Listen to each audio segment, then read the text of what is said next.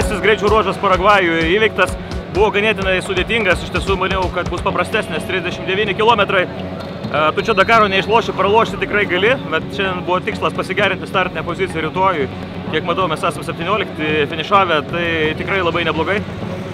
Toliau ką, važiuojame į bivaką ir ruošiamės rytoj.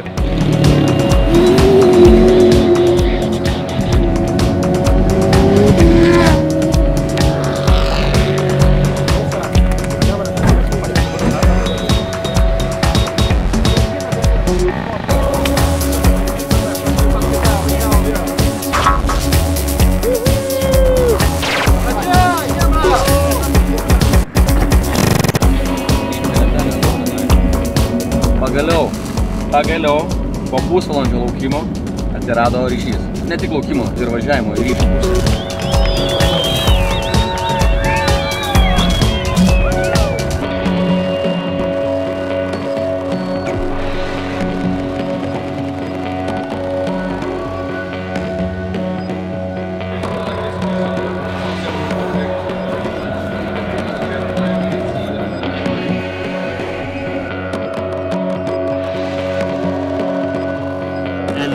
It's again a bigger track with faster and some water holes.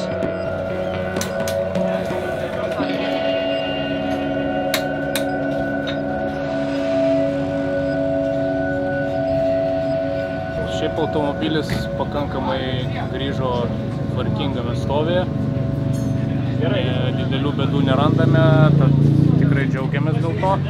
Kita vertus, greičio ruožas buvo tikrai neilgas ir neturėtų per tokį greičio ruožą kažkas atsitikti. Ruošiamės kitai dienai.